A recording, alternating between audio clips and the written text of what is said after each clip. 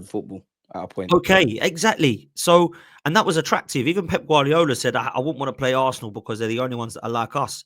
And we beat them in the Emirates 2-1, the Arshavin goal, right? I know we lost in the second leg. But when I look at the scenario of attacking, I think this Arsenal team right now has everything in place for it to attack. Not because we've got good attackers, because we've got a defense that's reliable. So if I said to you right now, And Rice. we've got, I don't know, 4 or 5 players at the back that are all a little bit suspect, I would understand why he might want to go keep the ball possession, fling it into the box, keep it tight, resolute. Let's not go forward too much because these 4 can't defend. We've got Zubimendi and Rice and the best back 4 and a Golden Glove goalkeeper.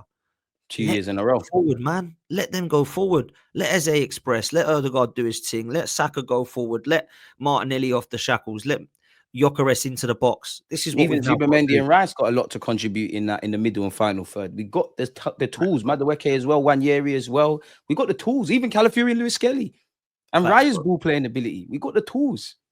Facts, and he has to know this. He must know this. He's not an idiot. He's got, you're getting 15 million a year. You got your pro license. You've been here for a while. Make it work. It's one thing buying the ingredients. It's another thing cooking them, Dan, surely. Facts, bro. Look, I couldn't agree more. I think it's time. And I hope we do it, man. If we do it, I really hope. I might cry, bro. Yeah, I really hope, man. I just pray that we do it this season, man. I pray that we do it. And I'll be the happiest Gooner ever, trust me. We have to, man. We've got little to no chance, man. I did want to ask you something else, as you can see with the tabs, yeah. The first I want to ask you is about Morgan Rogers. We've been linked with Morgan Rogers. Like, would you have, even with Eze, would you have Morgan Rogers? Do you think we'll get Morgan Rogers? I don't think we will get him, but I would take him tomorrow. I think the player is unbelievable. I actually do think he's more of a central attacking 8 than a winger, but he can play wide. Very similar to Eze, to be fair. But the reason why... Yeah, so the reason I don't think we'll get him is because we've got Eze. I can't see that one. If anyone comes in, I think it'll be an out-and-out left winger now. Which is true. And that takes me to Rodrygo. Like, do you think we could do a loan with an option to buy or obligation? Do you think, if we get some sales, we'll get the guy? Do you think we could pull another rabbit out the hat and get the guy regardless? If it's true that he wants to leave Real Madrid, Arsenal should be all out for him alongside the likes of Liverpool and City, because I think all 3 will go for him. Whether he chooses us, I don't know. That's Berta's decision to make. That's Berta's, responsibility. And I don't think it will be a loan. I think it will be a permanent move, and I think we'll have to lump like 90 million euro bid down for it to happen. I don't know if he wants to leave Real Madrid. I know he hasn't started. He's played 90 minutes in 7 games, which is scary. So he's clearly not wanted there. And I think he does want to come be top dog. I think if Savio goes to Spurs, he goes to City. And I think if Savio stays at City, Rodrygo will come to Liverpool or Arsenal. Because I think all 3 teams will be in for him. And we got to make sure it's us, man. Imagine that, bro. Imagine having Eze, Rodrygo, Bukayo, Gyökeres, and Wanieri. The list goes on. I'm missing out names. Even if all these guys are on the pitch and they're struggling, Madueke and whatnot coming off the bench, that's actually something. Like, obviously, nobody wants to be on the bench and all of those things. But like, there's one thing that I'm probably a broken record when I speak to you about.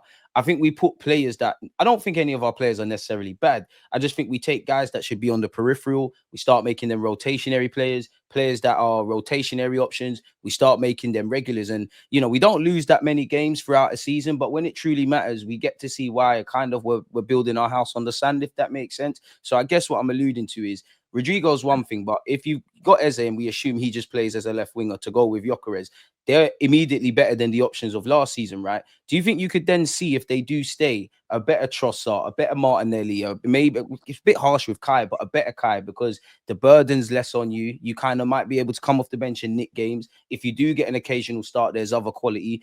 And we do talk about needing a squad in it. Like, you look at someone like Liverpool with Origi. He might be a Liverpool legend, or he's in folklore. Now, I'm sure his record isn't the best. He might have only scored 10 goals, but 9 of the 10 goals could have been in cup finals or must-win and close-knit games. I kind of think we've deviated away from that, even when you look at Jesus and Zinchenko. So, like, for those kind of Trossards, Martinellis, and maybe, well, Madueke ain't been here, but Kai Havertz, Marino, do you think we'll see them play better because they've naturally kind of been demoted, even though it's a long season?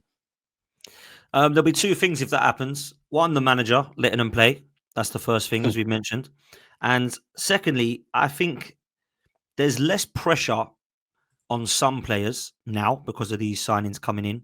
There's more pressure on others. And believe it or not, I'm not actually going to say the pressure's on the new players, because there should never be pressure on new players who just walked in the door, right? There should be 6 months in, but certainly not 6 games in, right? We've got to give them a bit of time to adjust or whatever, right? You're seeing the talk with Gyökeres. Facts. Yeah, facts. I mean, look at Florian Wirtz. No one's talking about him stinking out the gaff. It's all about Gyökeres, right? But he hasn't done anything either yet. So ain't even had a pre-season really, but fair. Yeah. So when I look at it, there's less pressure on Kai Havertz now because Gyökeres is here. There's less pressure on the likes of Martinelli and co because Eze's come in, right? But I tell you what, there's more pressure on is our captain. There's the most pressure on Martin Odegaard to have a good season. And I'll tell you why, not just because he had a bad season. Yeah. You've got players that want to take his place, so there's pressure on him to keep his position. You've got no excuses for him because he's got a striker to feed. He's got Rice doing all the running and the engine next to him. He's got Zubimendi doing the defensive work, so don't cross that halfway line. No need. You've got Saka and Eze now that are balling out either side. There is zero excuses for Martin Odegaard to have a 4 out of 10 season again. It's got to be a 7 or an 8 or a 9 for him because he's got everything surrounded. If you're an attacking midfielder, and he's got the ability, man. Well, he's got the ability, but he's also got the players around him. Because people used to say, didn't they? Oh, Mesut Ozil just needs a striker to feed. He needs a winger. He needs this, that, and the third. Odegaard's got a better team around him than Ozil had. Other than Sanchez, everything. Let's be real. Other than Alexis Sanchez, Mesut Ozil. I mean, I like Theo Walcott, but he's not Saka. You know what I'm saying? And you know, I like Granit Xhaka, but he's not Declan Rice. So when you look at the players he's got around him, Gyökeres instead of Olivier Giroud. Now, Giroud's a good player, but he was never going to get 25, 30 goals for Arsenal. So when you look at what Ozil was doing and they were like, I need the players around him, you could actually excuse that and go, yeah, he hasn't really, has he got the right players around him? Look at what Odegaard's got around him. Eze, Martinelli, Saka, Ethan. Some sexy options. Gyökeres, Zubimendi, Rice. Come on, man. He's got to have a good year. Got to. And even that, yeah, even though I don't want to see like Wanieri wasn't assured minutes, but you got Wanieri, you got Eze, you got yourself, Odegaard. I'm not saying I necessarily want to see Kai Havertz in midfield, but a fit Kai is an option. While I think, you know, where you look at the Wanieris, the Ezes, the Odegaards, they're more hybrid midfielders to me. The more pure traditional centre mids at our club right now is probably Norgard, Rice, Zubimendi. I think when you just ban them as midfielders, there's competition for places. And like you said, you know, nobody's, unless your name's Saka and probably the 2 centre-halves and Raya, you can make a case of you might not necessarily always be a starter. I would actually say Rice as well, because I wouldn't feel comfortable with Rice not being in the side. So you make a good point, Dan. Obviously, Kai Havertz is injured, and some people are saying build him a trophy because they think he's faking the injury to get Eze through the door, in which pick him up. Like, do you think this is a bit of pill to swallow? Because I do think, you know, some fans are hypocritical in the sense of you can't diss Kai Havertz. And then when the injury thing comes out, you're acting all scared and whatnot. Like you clearly rate him more than you led on. Me personally, I'm a bit nervous about this because I do think while I like the other players, I think there's a role for Kai in this squad. And I'm a bit nervous because I'm sure Arteta will be asked later today about it in a press conference, but we don't know the timeline of this. And he's coming back from a long-term injury. But where are you at with obviously Kai picking this up?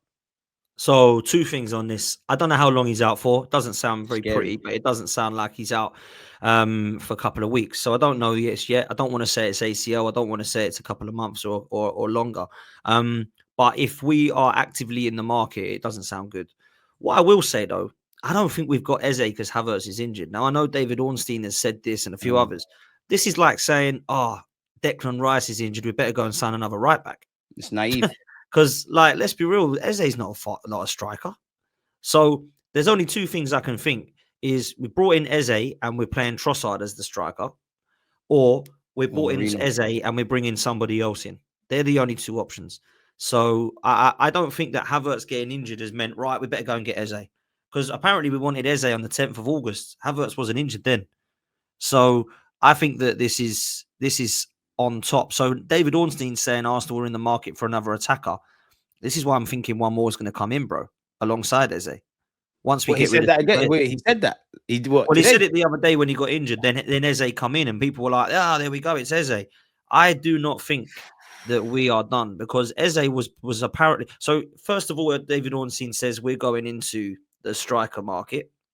when we sign Eze and everyone goes, "Wait, there's our striker." When was Eze our last striker, bro? He's not a striker. We signed him on the 10th of August from what we were saying. We were told yesterday. The Telegraph said we'd agreed it on the 10th. We just kept it quiet. So there's no way. Things irrelevant.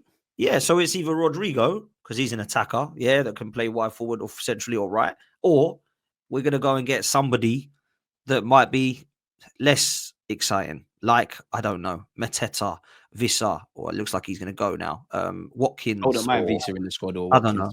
I'd go for Bowen, me. That's the one I'd go for. That's a shout. That's a shout. If he wants to come and compete, Bowen, you're allowed. And we could even give you Reece Nelson, Kivior, Zinchenko, take your pick. Pauli Gunner, one love for the super chat as well in relation to Rodrygo. Dan, you're bang on there. Like, there's nothing else I can say. One thing I did want to ask you though is like the Trossard thing was a bit confusing. Like, why do you think he got a new deal?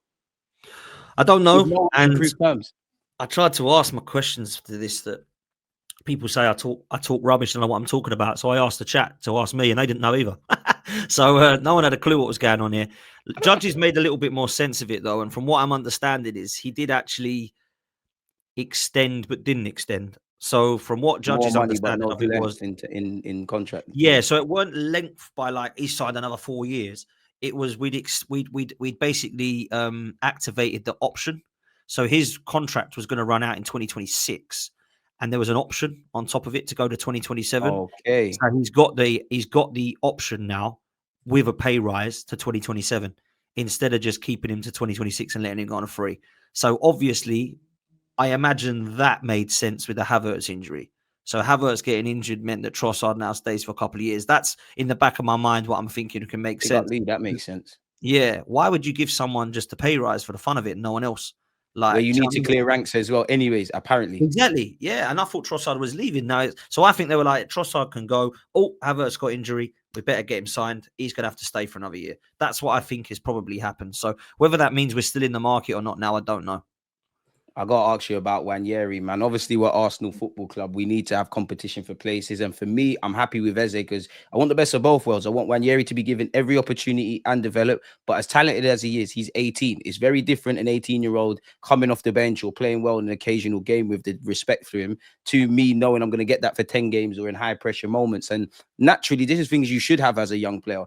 I think for Wanieri, I mean, the next step for you is obviously when you get your chance and take it, this is bang on the money, Aaron, I believe, with the Foden route. But as I was saying, I think the next step for me with Wanieri is you've got to affect the game consistently across 90 minutes. I think more time than not, that hasn't been the case. Leicester away is probably the one I was like, yeah, he was a constant threat. What do you make of Wanieri's kind of minutes this season in the Premier League specifically? Because I know he's going to play in the Cup and do all of that. Yeah, I'm not worried because I rate Ethan highly. And I think Ethan will burst the door down like Miles Lewis-Skelly did. Now, I don't know who that's in place of. I don't know if it's instead of Odegaard or if Saka needs a rest or if it's coming in a different position. But I trust in this kid so much, man. I got so much love for him. I think he's an absolute baller. People have overlooked him because of how good Saka is and Eze coming in and Max Dowman coming through. This is only good for Ethan because people are going to take the pressure off of him. I think he's going to have a brilliant season, and I've tipped him to get Young Player of the Year for me. I think Ethan is an absolute baller. I am with that. It's a World Cup year, Dan. Hopefully. Yeah, man. Yeah, man. He's going to get games, man. People worried about it. He's going to play in the Carabao Cup and the FA Cup. And I think he'll get Champions League minutes and Premier League minutes as well in terms from the bench. So I've got no problem with Ethan. I think he's good enough, mate. Do you know what's funny as well? Yeah. And when I think of Wanieri, I think of a long-term 10 or 8. I think last season you could have got minutes and a bit of an education off the left. Obviously, Madueke and, other options might change this, but I still think right wing's an option. But I always remember when Mikel Arteta said, listen, this guy could be a striker. I don't know if that's going to be the case. I don't know if they see that as his best position, but kind of what you've been saying, piggybacking off it, maybe he's an option. Now, don't get twisted. I expect to see Trossard, Marino, I think Kai Havertz before him. But it's a very interesting thing. My last thing for you, Dan, yeah. Tim Lewis seems to be getting a bit of positive PR. Like we draw him out all the time and get at the board, but apparently Steve Parris has a closer relationship with Tim Lewis than Daniel Levy. Even if they often bicker, they WhatsApp a lot about regulations and in-game issues. This helped accelerate the Eze deal. Now, and apparently, they're carrying on with the PR stuff. Just Kroenke being in the UK helped massively in Arsenal signing Eze. Mikel Arteta and Berta delivered an undeniable pitch in person. Some at the club raised PSR concerns, but Kroenke stood firmly with Arteta and gave the green light. Where Tim Lewis and Kroenke are concerned, do you think they're changing their image? Do you buy this? Do you think this is just an opportunity to paint them in a good light? Because people, when they kind of strip it down, people could say, you know what, we can criticize Arteta, but his heart's in the right place. There's only so much Berta can do, but his heart's in the right place. It's more the regime. Where are you at with that? Well, look, if I've let you down 20 times and then once I've given you what you need, you're going to say cheers for that one, but what happened to the other 19 times, yeah? So that's where I'm at with this lot. Tim Lewis, I mean, crikey, he needs to either go get some serious clippers and do number one. Turkey, should go Turkey. Or go to Turkey, bro. Look at it. I mean, crikey.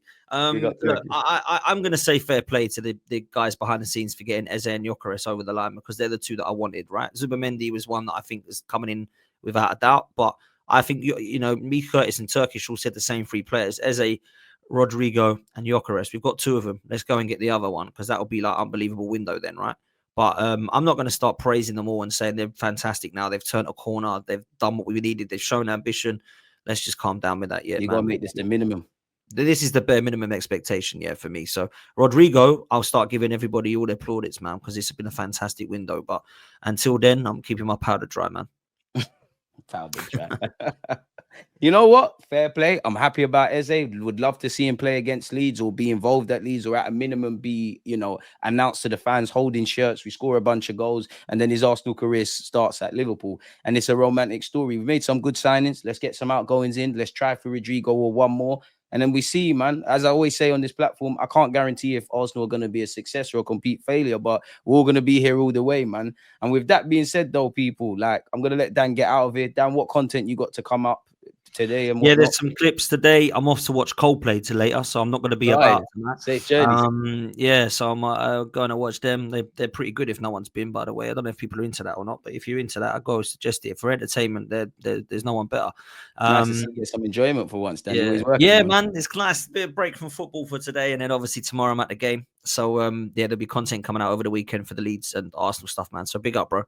Exactly, man. Big up, Dan. Make sure you're subscribing. The man's pumping out content. You know, he's getting women speaking about the women's game. Obviously, he's got the Arsenal panel shows, the other club shows, the one-to-one Gooners. The man's a one-man band, innit? We'll be back on his platform next week, people. Hopefully, we've got even more positive news by the time we go over there. So, yeah, man, you lot stay safe, stay blessed. Subscribe to Dan. Everything's in the title. Dan, enjoy, man. Enjoy. One love, my guy. Come on. People, don't forget to subscribe. Smash the like button. Come on, you Gunners. Hopefully we win tomorrow. We're out. Done now.